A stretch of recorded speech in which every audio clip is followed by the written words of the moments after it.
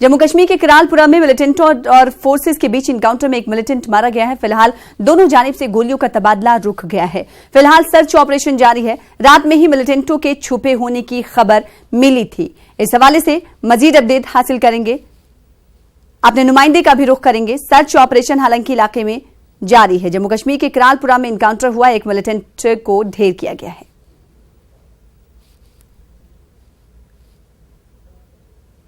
छत्तीसगढ़ के राजनांदगांव में नक्सलियों के एक कैंप पर पुलिस ने छापा मारा, जिसके बाद नक्सलियों और पुलिस के दौरान इनकाउंटर हुआ।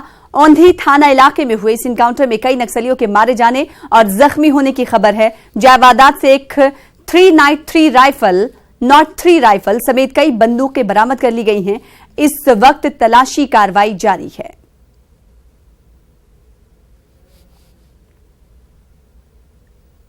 अलीगढ़ से हुजूमी तशद्दुद का ताजा मामला सामने आया है, जहां हाफिज मोहम्मद फरमान न्याजी को ट्रेन में सफर के दौरान कुछ शरपसंदों ने मारा पीटा। जराये के मुताबिक फरमान अलीगढ़ बरेली पैसेंजर ट्रेन में सफर कर रहा था। इसी दौरान राजघाट नरोरा रेलवे स्टेशन पर कुछ शरपसंद ट्रेन में दाखिल हुए और उसे जमकर मारा पीटा। शरपसंदों ने जख्मी हालत में फरमान को चलती ट्रेन से जंगल में फेंक दिया।